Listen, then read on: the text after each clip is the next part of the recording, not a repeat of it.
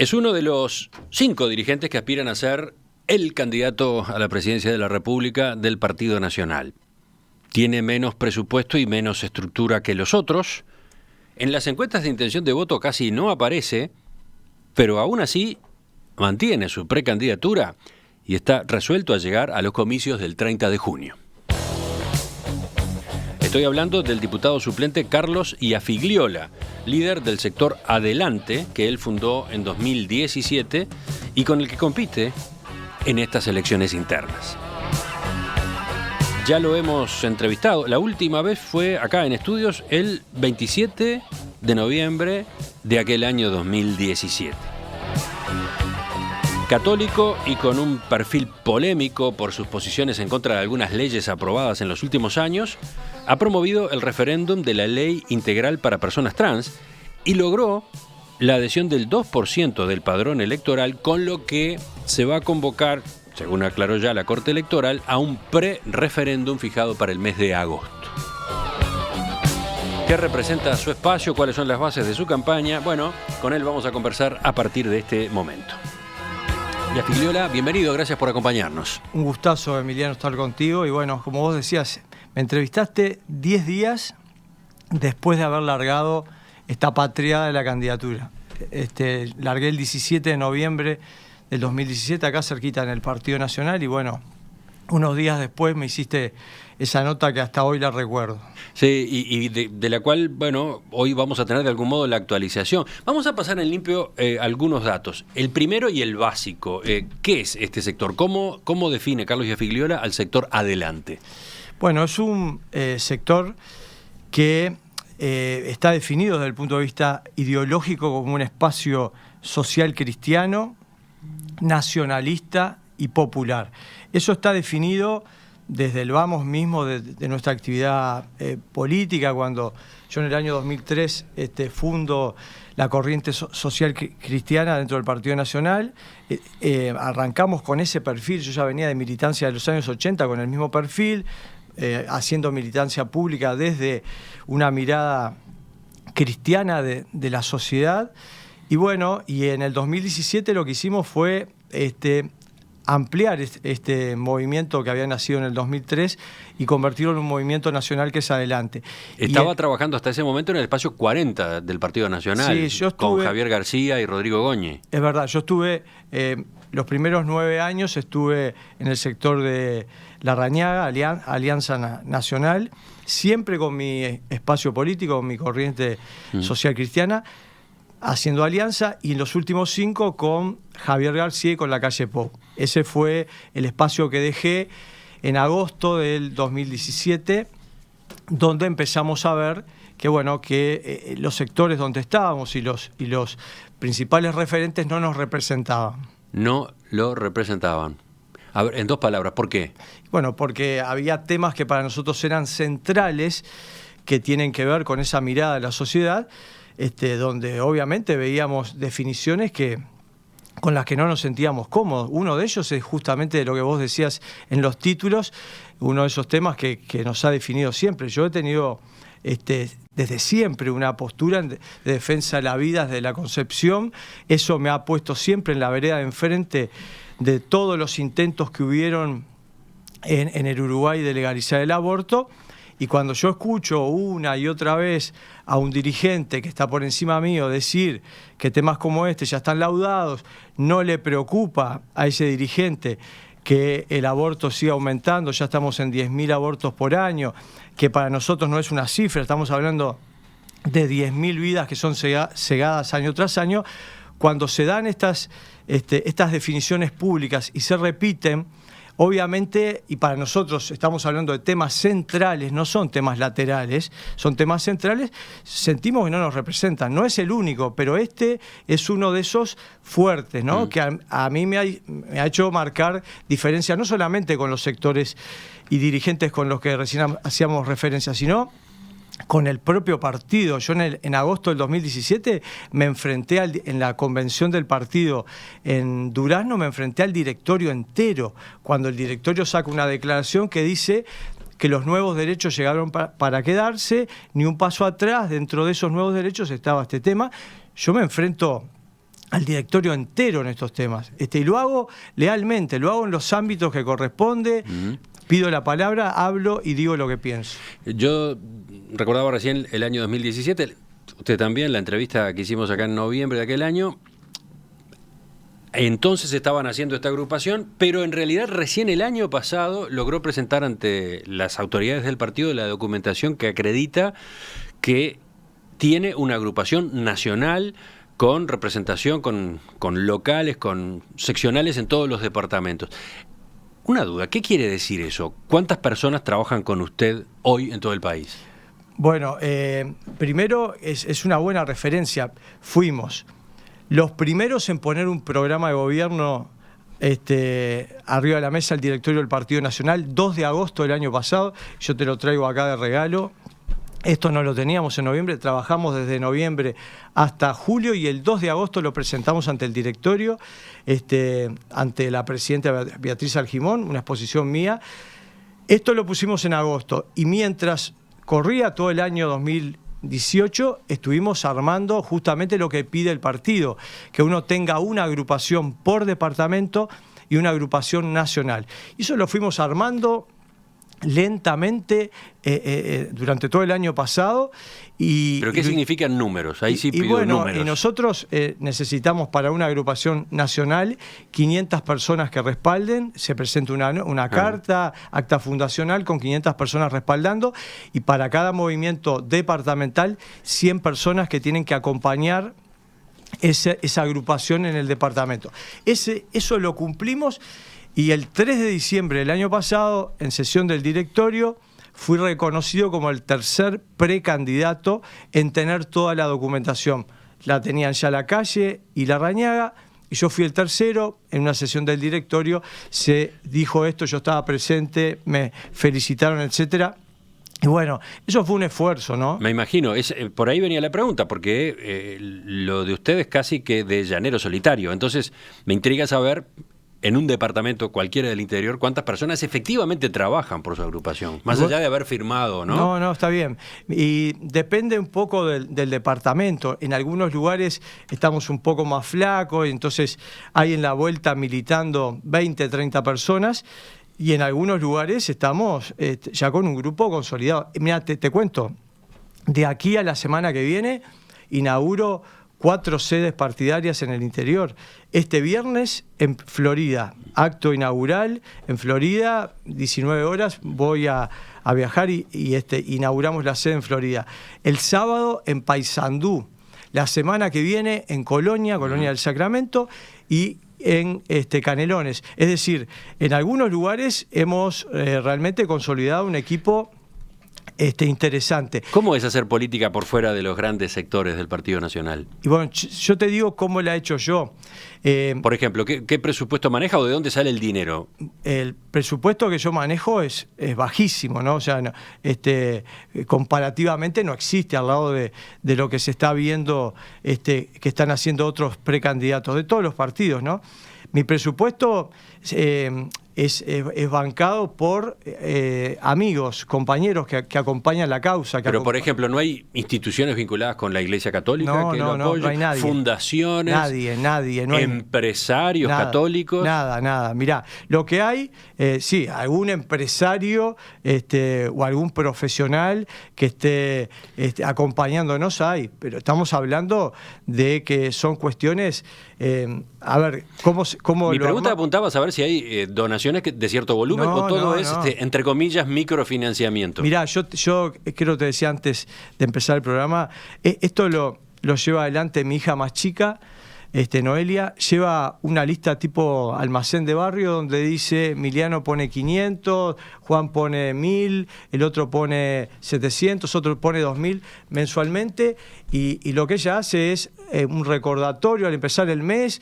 Hay abiertas cuentas en Red Pagos, en Hábitat, una cuenta bancaria, y con ese aporte que te digo es básicamente todos los meses de amigos, es que bancamos una sede propia acá en Montevideo, tenemos un espacio radial todos los lunes en una radio cercana acá oriental, es lo que banca parte de mis giras al interior, porque otra parte me la bancan en el lugar, o sea, me esperan y ya me reservaron un hotel o me quedo en casas de familia, me he quedado un montón de veces a dormir en la casa de dirigentes, me he quedado en pensiones, digo, el presupuesto... ¿Usted es de los que viaja en ómnibus, por ejemplo? Sí, para gran parte del país he viajado en ómnibus. ¿Y viaja solo o va con un equipo? Viajo solo. ¿Sabes qué pasa? Y ahí te iba a la pregunta que hacías hace un ratito. Yo armé un movimiento con gente, en todos lados me preguntan, ¿y quiénes son los dirigentes que te acompañan? En todos lados, yo he armado el movimiento de la misma forma. Me está siguiendo gente que no ha tenido nunca vinculación política, familias que vienen del ámbito de la militancia social, de militancia de iglesia, militantes pro vida, que bueno, que entendieron que había llegado el momento de dar un paso, involucrarse en la política, porque bueno, no les gustan muchas las cosas que están pasando y entienden que bueno, nosotros podemos representarlos. Entonces, esa es la gente que se ha acercado y con la que estoy armando el movimiento en todo el país. Ese es, de alguna manera, el entramado nuestro. Sí, impresiona lo sacrificado del proyecto, lo esforzado y llevado casi que a un plano individual, ¿no? Eso de hacer campaña casi solo. Y con un detalle que leí, lo hablamos en aquel momento también, que resulta bastante impresionante. Además, resulta que usted para hacer campaña renunció al empleo que tenía en el sector privado. Sí, claro. Yo toda mi vida, Emiliano, trabajé en la actividad privada, más allá de la inquietud que tuve desde muy joven de trabajar en la sociedad para intentar cambiarla. Siempre trabajé, desde los 16 años que estoy trabajando en la actividad privada, en distintas empresas y muchas de ellas de muy buen nivel. Y bueno, y he ocupado cargos importantes, jefe comercial, gerente comercial en empresas. Y bueno, tuve que tomar una decisión, porque a ver, antes cuando empecé a pensar en esta locura, en esta patria de la candidatura, dije, no tengo dinero, no tengo estructura, si tampoco tengo tiempo, o sea, no tiene sentido esto. Y bueno, dije, el tiempo lo puedo buscar, lo hablé con mi esposa, lo hablé en familia y tomé una decisión. Dejar la actividad privada el año anterior para dedicarme, sí, de lleno a la actividad política ahora, ¿no? En este tiempo electoral. Veremos qué pasa después del 30 de junio, pero digo, he recibido en este tiempo... La apuesta es llegar por lo menos a una banca en el Parlamento. Siempre hay, en todo proyecto, hay un plan A, un plan B y un plan C. Me pregunto a propósito del empleo después de la campaña, ¿no? Eso no me preocupa, porque... no sabes la cantidad de ofrecimientos que he tenido durante este tiempo, que he tenido siempre históricamente de distintas empresas, gerentes de empresas que me llaman pidiéndome que me incorpore a su empresa a llevar adelante la parte comercial, porque me conocen, porque sabe... Sí, usted es diplomado en marketing, ¿no? Sí, por la Universidad Católica. En la Católica. Pero como he estado muchos años vinculado al tema de... trabajé en muchas empresas de comunicación y en el área comercial, me conoce mucha gente y me han ofrecido, pero claro, los ofrecimientos de los últimos años todos me dicen lo mismo: Carlitos, te quiero, pero larga la política porque te necesito a full. O sea, yo no estoy en la actividad política por esto del cargo. Sí estoy para intentar, desde esta mirada, cambiar la sociedad. Y bueno, esa es la pregunta con la que volvemos enseguida, porque teniendo en cuenta los resultados de las encuestas, además, muchos quieren saber qué hace usted manteniendo esta precandidatura, que en definitiva parece nada más que testimonial, ¿no? En la entrevista central de hoy estamos conversando con Carlos Iafigliola, que tiene 56 años y es precandidato en el Partido Nacional por el sector Adelante, conformado en el año 2017. Es diplomado en marketing por la Universidad Católica del Uruguay.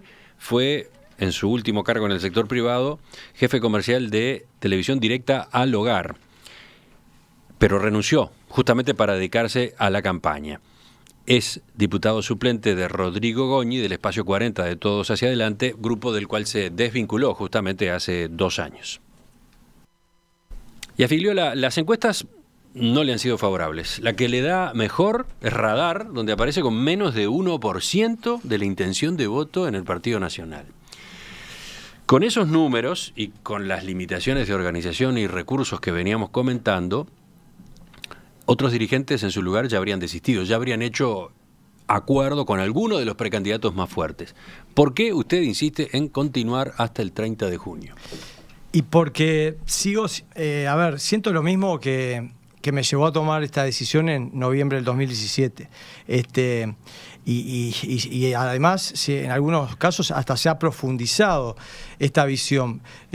Los otros precandidatos son compañeros, grandes compañeros todos. Obviamente al que menos conozco es a Sartori porque recién apareció, pero tengo diferencias con ellos en temas centrales y entiendo que por un tema de convicciones, por un tema de discurso, por un tema de perfil, pero además por un tema a esta altura de respeto a todos los que hoy hablábamos, que me vienen acompañando a todo el país, yo tengo que seguir hasta el final.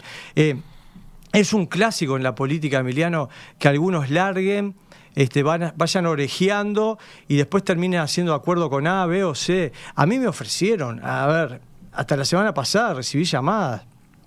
Todos los sectores han querido de alguna manera que yo bajara mi candidatura y me sumara a la de ellos. Pero yo a todos les dije, obviamente que le agradecía muchísimo, que los respeto, pero que yo quería seguir hasta el final. Y es lo que estamos haciendo. Candidato a la presidencia de la República no va a ser.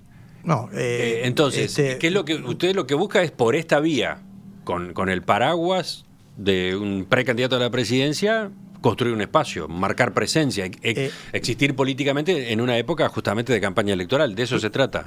Primero, la pretensión de esta precandidatura está intacta. Digo, yo sé que las encuestas nos dan mal, yo también las he cuestionado públicamente a muchas de ellas, he dicho que no han actuado profesionalmente.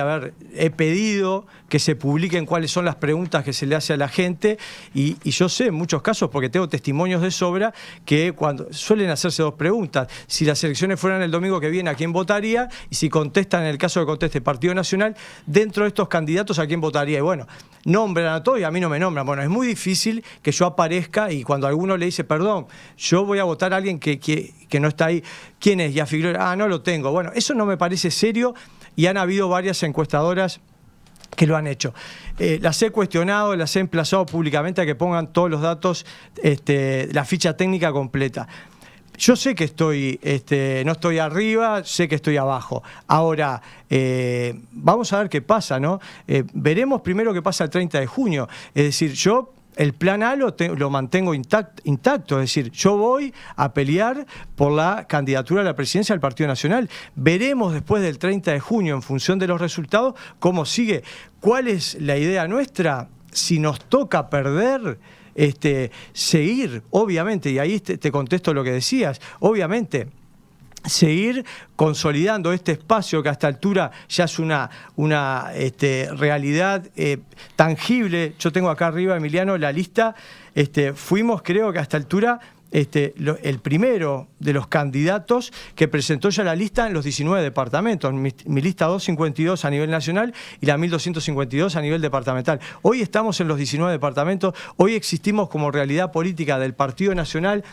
Este movimiento llegó para quedarse y después veremos, porque aún... El plan B es el Parlamento, entonces. El plan B es una banca en la Cámara de Diputados. El plan B es generar, después de que pasen las internas, si no nos tocara ganar, obviamente detrás del que ganó, porque eso es lo que corresponde como candidato a presidente, y la convención definirá cómo se completa la fórmula, pero podemos presentar perfectamente una lista propia al Senado y a Cámara de Diputados en todos los departamentos. Es decir, y mantenemos la vigencia del sector, de los números, todo igual. Y lo mismo ya lo he anunciado, porque en el interior se vibra desde ahora todo el tema departamental. Vamos a presentarnos para mayo del 2020, con lista propia de la Junta Departamental en cada departamento, respaldando seguramente a algún compañero de la Intendencia del partido, y veremos en alguna alcaldía cómo nos entreveramos, pero la idea es seguir,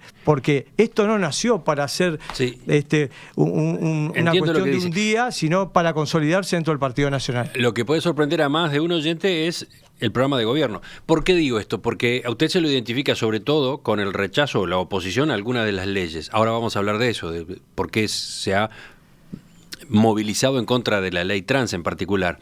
Pero resulta que usted tiene, como mencionaba hace un rato, un programa de gobierno que, acá está arriba de la mesa, incluye 110 páginas, 110 páginas, y que abarca las distintas áreas de la eventual gestión de la autoridad del Estado uruguayo.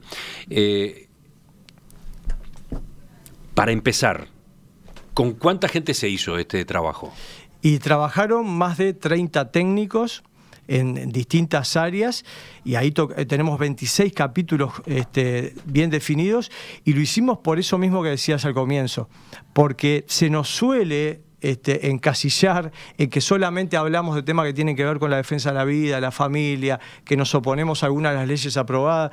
Lo nuestro es una mirada desde siempre, Emiliano, que milito en política, una mirada general sobre la vida de la sociedad, sobre el concepto del hombre, la familia, la sociedad. Entonces, la ideología social cristiana, ¿dónde está plasmada, por ejemplo, en este programa de gobierno? En todo el programa. Pero, por ejemplo... Y bueno, nuestra perspectiva social cristiana, nuestra perspectiva humanista, nuestra visión, perspectiva de vida y de familia está plasmado en todo. Por ejemplo... Ahí decimos claramente en el tema de defensa de la vida, lo ubicamos, es el primer capítulo, como un derecho fundamental, el derecho a la vida, y bueno, y ahí planteamos ir por la derogación de la ley de aborto, pero además planteamos una cantidad de ideas que tienen que ver con apoyar a las mamás que están en situación de vulnerabilidad, es decir, porque siempre se nos toma a quienes estuvimos en contra de leyes como la del aborto, como que solamente criticamos. No, ojo, nosotros paralelamente desde siempre militamos ayudando a mamás en situaciones de vulnerabilidad social. Ahí están plasmadas esas ideas. En el tema familia, decimos que queremos transformar, eso como título nada más, transformar el Ministerio de Desarrollo Social en el Ministerio de la Familia. Y ahí volcamos una cantidad de ideas que tienen que ver con este tema, que tiene que ver con el apoyo a jóvenes que están pensando en casarse, en formar una familia, cómo apuntalarlos. Hay una cantidad de ideas.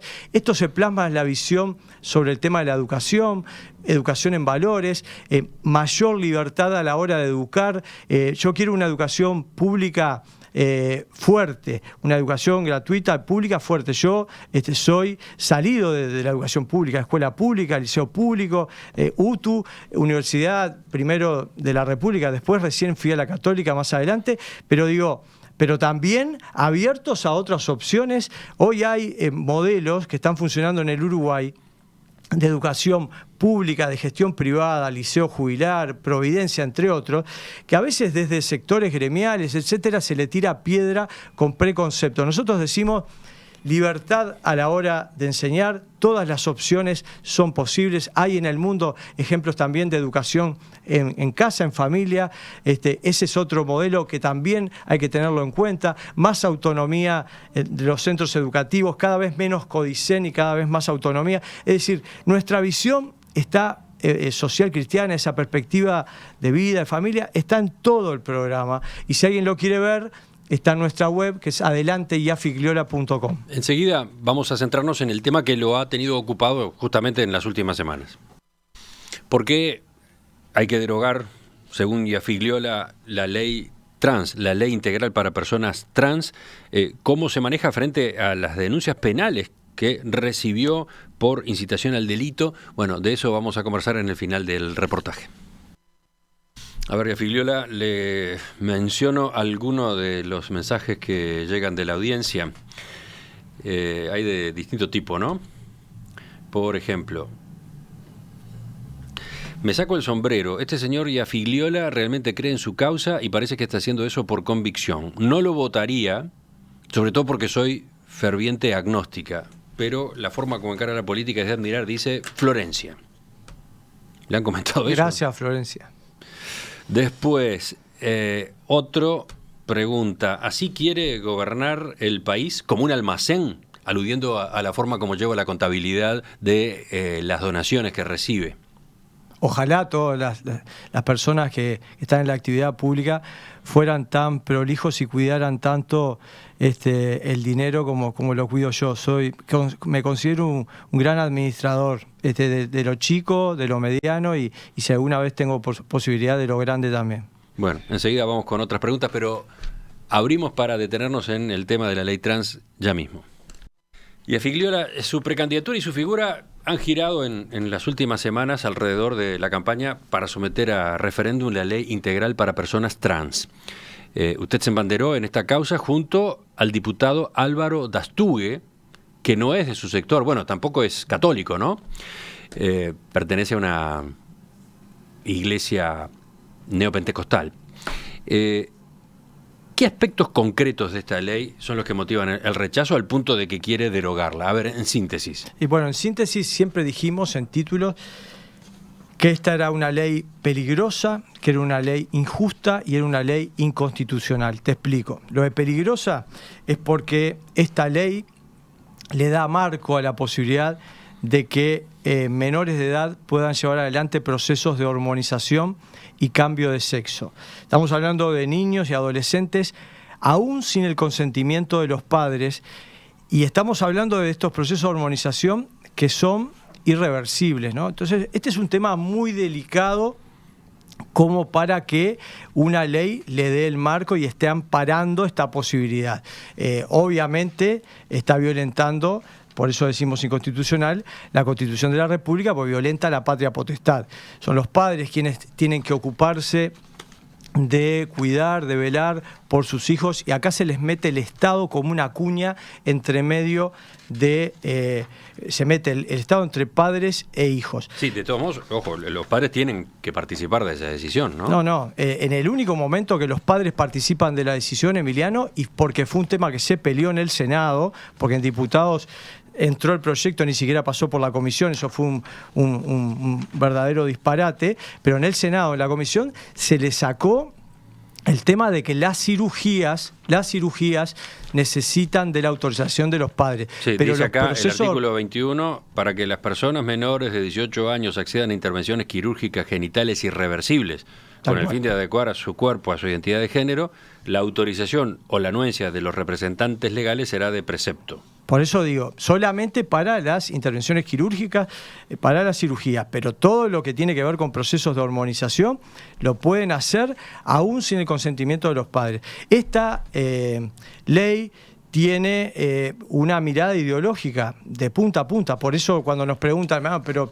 ¿por qué no van solamente contra algún artículo? No, porque esta ley tiene un núcleo, está atravesada por una mirada ideológica, por la ideología de género, que niega la biología, lo dice claramente en los primeros artículos, cuando define que es una persona trans, dice que se nos asigna un sexo al nacer. Persona trans, la persona que se autopercibe o expresa un género distinto al sexo que le fuera asignado al momento de nacimiento, o bien un género no encuadrado en la clasificación binaria masculino o femenino, independientemente de su edad y de acuerdo a su desarrollo evolutivo psicosexual. Bueno, ¿cuál es el problema ahí? Eso define claramente esta mirada que yo digo que es una mirada ideológica, porque esto de que se nos asigna un sexo al nacer es realmente un disparate, es decir, se relativiza todo. Al punto de que, mirá que en algunas partes del mundo, por acá se empieza, mirá que ya en el Uruguay venimos en un proceso, pero hay lugares donde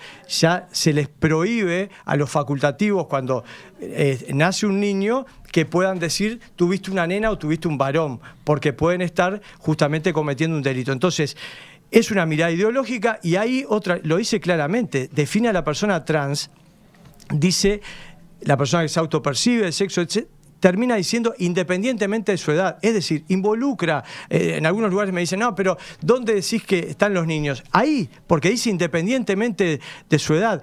en el proyecto original, Emiliano, se definía mujer trans, hombre trans, niño trans y niña trans. Como se peleó, se terminó poniendo solamente persona trans, pero dice, independientemente de su edad. Entonces, involucra a los niños. Y este es un tema que a nosotros nos preocupa muchísimo, muchísimo. Si esta ley o cuestiones que tienen que ver con las personas transexuales se hubiera encarado para mayores de edad o se hubiera encarado con políticas públicas, bueno, es una cosa. Acá se está estampando en una ley y está involucrando a los niños. Y además está violentando, repito, a justamente el derecho y el deber que tienen los padres de ocuparse de la vida de sus hijos. Entonces, este es un tema para nosotros muy peligroso. Lo de injusta, y tiene que ver porque esta ley le está dando, y esto también es inconstitucional, artículo 8 de la Constitución de la República, todos somos iguales ante la ley. Esta ley le está dando a las personas trans beneficios por encima del resto de los ciudadanos. ¿A qué se refiere a la con hora de beneficios? A la hora de obtener vivienda, está estampado en un artículo concreto, a la hora de obtener becas estudiantiles, a la hora de obtener empleo. Se dice que el 1% de los cargos públicos deben ser llenados por personas trans. Entonces, no entendí. No, el 1% de las vacantes que se vayan produciendo, ¿no? Estamos hablando de empleo público. Pero no el 1% sí, de los cargos públicos, el 1% de las vacantes. De los cargos públicos. ¿Tá? Entonces, pero hay además otros elementos que tienen que ver con beneficios a la hora del tema laboral para las personas trans. Entonces, nosotros lo que decimos es, primero, una definición clara para que no quede ninguna duda. Nosotros no tenemos nada contra las personas trans. Respetamos la dignidad humana de las personas trans y de todas las personas. Respetamos la dignidad humana de todas las personas. Y tanto la respetamos que la respetamos desde el vientre materno mismo. No todos pueden decir lo mismo. Acá de lo que se trata es que estamos en contra de una ley. Si lo que se quería era, como algunos dicen, bueno, ayudar a un colectivo que ha tenido dificultades, bueno, en la sociedad está lleno de personas y de núcleos que tienen dificultades de todo tipo, que ven sus derechos vulnerados a la hora de que no tienen trabajo, de que no tienen vivienda, de que no pueden acceder. Bueno, justamente, pero están las quienes políticas discuten públicas. con usted defendiendo la ley, quienes han sacado comunicados para polemizar con sus argumentos, por ejemplo, señalan que los artículos 13, 15, 16 y 17 buscan asegurar la inclusión de personas trans en los ámbitos educativos y laborales, resarciendo una clara inequidad inicial en la accesibilidad y permanencia en los mismos. Similar mecanismo al implementado por el Estado uruguayo para personas con discapacidad y población afrodescendiente. Yo cuando me tiran el tema de los discapacitados, obviamente que no tiene ninguna discusión. ¿Cómo me voy a oponer? Al contrario, mi visión es justamente, ahí estamos frente a una población que ha tenido dificultades por temas naturales, de naturaleza humana, y obviamente que el Estado las tiene que acompañar. En este caso no son personas enfermas, o sea, son personas normales que han tenido una orientación sexual distinta, y está todo bien, yo se las respeto. Ahora, si queremos resolver algunas cuestiones con personas que en la sociedad sientan que sus derechos son vulnerados, no es a través de una ley. Hay políticas públicas, repito, vulnerados los derechos a la hora de querer entrar a trabajar, está lleno.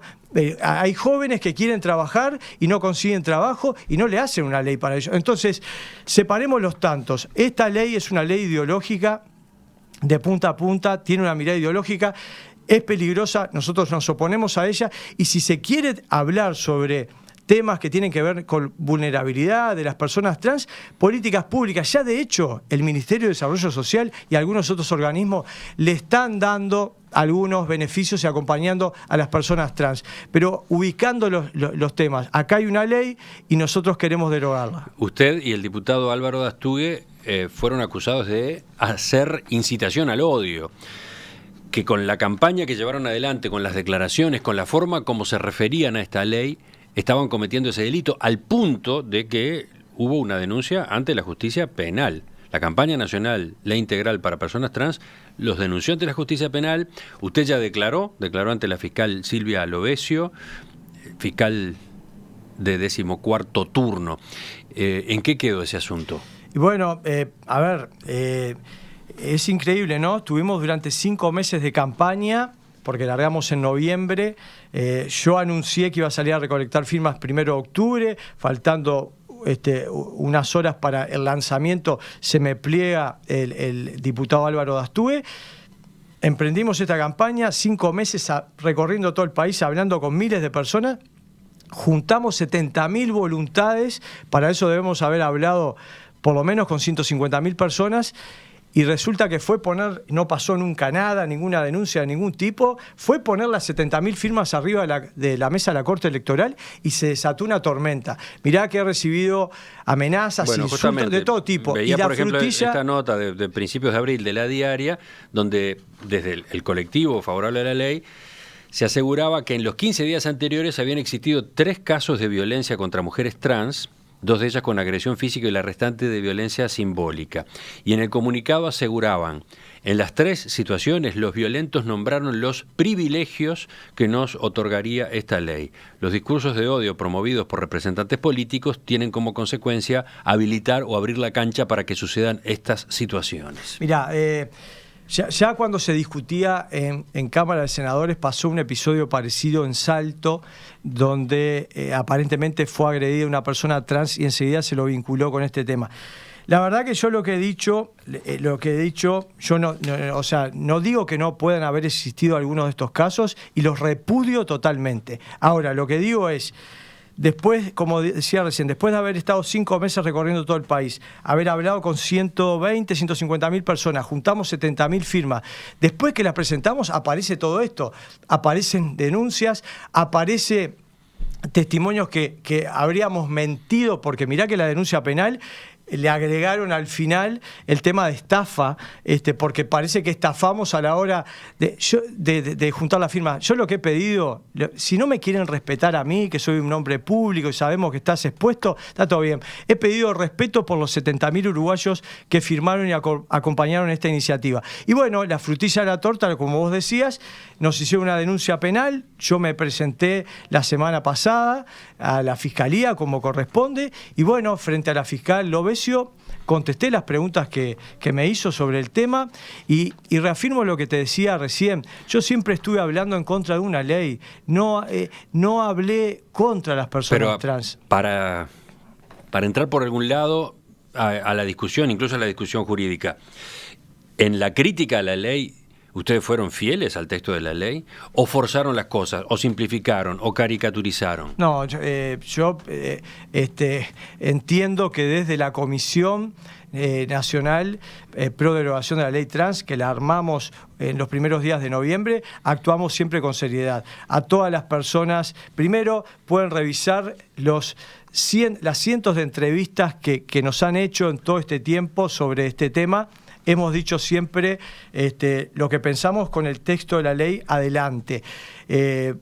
Las personas que salieron a juntar las firmas recibían charlas en todos lados, se daba la ley, a las personas que se las hacía firmar, muchas de ellas se les daba el link para que pudieran acceder a la ley y ver después si querían acompañar o no. Es decir, se actuó profesionalmente. Lo que pasa es que, claro, yo sé que dolió. Yo sé que no se esperaban que se juntaran las 70.000 firmas, pero las 70.000 firmas se juntaron. Hay 70.000 uruguayos que manifestaron la voluntad de que esta ley se pueda derogar. Y bueno, y hoy, así como yo respeto a la democracia y al Parlamento que aprobó una ley, nos tienen que respetar a nosotros, porque hoy hay 70.000 voluntades que dispararon un pre-referéndum. Y ahora el 4 de agosto, que es la fecha que marcó la Corte Electoral, me lo anunció la semana pasada, tengo acá el comunicado formal, se convoca un pre-referéndum. Bueno, que la ciudadanía defina si quiere. Me preguntaba por cómo han manejado ustedes la información, porque, por ejemplo, en este comunicado que dio a conocer la campaña nacional Ley Integral para Personas Trans, se refieren a uno de los tantos puntos que ustedes han invocado en la campaña en contra, el artículo 10, ¿no? El que introduce un régimen reparatorio para aquellas personas trans nacidas con anterioridad al 31 de diciembre del 75 y que puedan demostrar haber sufrido violencia institucional, privación de libertad y daños morales o físicos por parte de agentes del Estado. Destacan en la ley lo que dice el artículo correspondiente en cuanto a que los fondos para la reparación histórica ya existen y no surgirán de ningún impuesto o descuento sobre salario o jubilación. ¿Ustedes se dan por aludidos con esta puntualización?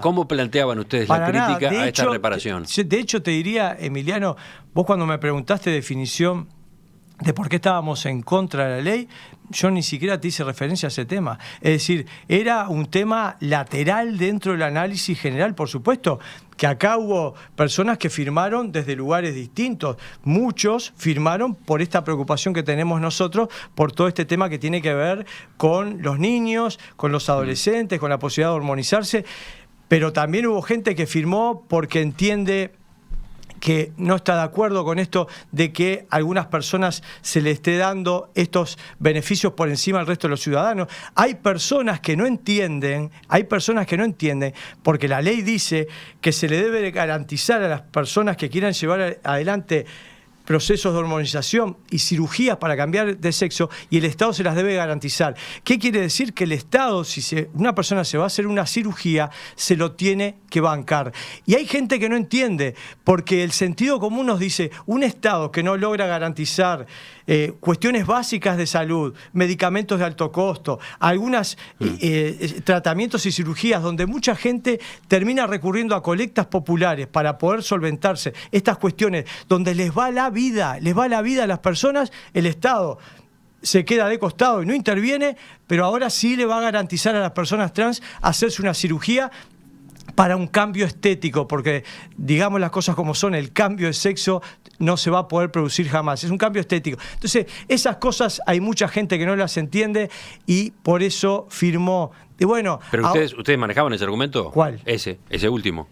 Este que estoy diciendo ahora, sí. de que mientras el Estado no banca cuestiones con medicamentos de alto costo, sí, claro. Sí. Yo ese era uno de los otro, el de la reparación a quienes hayan tenido persecución durante los años de la dictadura. El de la reparación, por supuesto que algunos lo manejaban, yo en alguna oportunidad, si me preguntaban, también lo manejaba, pero te repito que era un tema lateral. Yo lo que respondía cuando me preguntaban por este tema es sí, durante la dictadura mucha gente sufrió persecución, destrato, etcétera, etcétera, etcétera. Es decir, hubo cuando empezamos el proceso democrático de nuevo, leyes reparatorias y tuvieron que ver con esto, con esa mirada de compensar a las personas que habían sufrido durante la dictadura. Ahora se agrega este grupo explícitamente. A ver, yo creo que por la anterior podían haber estado incluidos o están incluidos, pero se quiso poner explícitamente. A mí en lo personal este tema es al que menos importancia le he dado. Han querido del otro lado ponerlo como tema central. El tema central nuestro son los que te decía hoy, el tema de la visión ideológica, de la hormonización de los niños. Para nosotros esos son los temas centrales. Ya en el final, Yafigliola, ubiquemos entonces cómo están planteadas las cosas. Ahora vienen las elecciones internas el 30 de junio, pero después, en agosto, será el pre-referéndum. Porque como ustedes, en esta campaña contra la ley integral de personas trans, lograron la adhesión del 2% del padrón, en realidad llegaron a casi 70.000 firmas, ahora la Corte Electoral convoca a un pre-referéndum en el que deben alcanzar la adhesión del 25% del padrón, 650.000 personas ese día, para que haya efectivamente después consulta sobre la ley. Sí. Ese es el escalón siguiente, digamos, en todo este proceso. ¿Cómo toma lo que dijo el cardenal Daniel Sturla? Él señaló en unas declaraciones que hizo en Semana Santa, yo no he firmado porque entiendo que hay que apoyar a estas personas trans. No estoy de acuerdo sobre todo con el artículo 1 de la ley, pero eso es otra cosa. Si las personas trans han sufrido, ahí tiene que estar el corazón del Evangelio. Yo he querido referirme poco a este tema, pero voy a ser respetuoso como corresponde contigo. ¿Por qué se lo pregunto? Porque no es fácil llegar a 650.000 adhesiones en el pre-referéndum. Y resulta que quizás la máxima autoridad, la autoridad más visible de la Iglesia Católica Uruguaya dice yo no firmé. Primero, obviamente que respeto al cardenal Sturla como hombre de fe y fe católica, lo respeto, porque es la máxima autoridad de mi iglesia, pero yo discrepé con sus declaraciones. No son incompatibles ambas cosas. Yo puedo tener la misma mirada compasiva que él dice como cristiano, que hay que tener con todas las personas, no solamente con las personas trans, con todas las personas en la sociedad, pero también al mismo tiempo puedo, como lo estoy haciendo, oponerme a una ley que tiene una visión, repito, ideológica. No, entiendo la discrepancia. Mi pregunta es, para usted una posición como esa de Sturla es un lastre. Sí, pero a ver, la iglesia no es Sturla. La iglesia somos todos, y dentro de la iglesia hay muchos que no se han pronunciado públicamente y que yo siento que nos están respaldando. Pero hay otras diócesis que lo apoyan, hay obispos, hay sacerdotes apoyándolo. Hay. De hecho, tuvieron participación activa. Yo, por respeto no voy a nombrar a nadie en particular, pero obviamente que hay,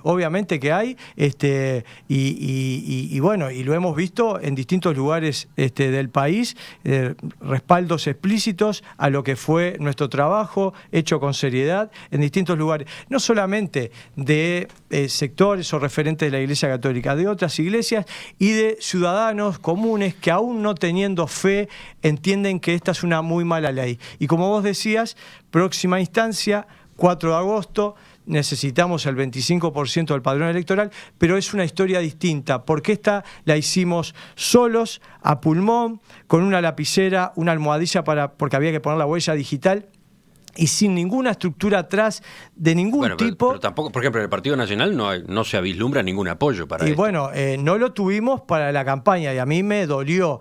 Yo espero que la reacción para este pre-referéndum sea distinta. De hecho, yo ya empecé a conversar con algunos dirigentes del partido, porque ahora ya no es Carlos Iafigliola y algún ciudadano más que está convocando. Ahora es la Corte Electoral formalmente que está diciendo a la ciudadanía que se exprese sobre este tema. Entonces, la cosa cambió, ahora tiene un marco institucional y me parece que todos debiéramos actuar a conciencia frente a esta ley, estudiarla y en función de cómo la vemos, definir si apoyamos o no. Carlos Iafigliola, gracias por acompañarnos esta mañana. Un gustazo, Emiliano. Hasta la próxima. Hasta la próxima.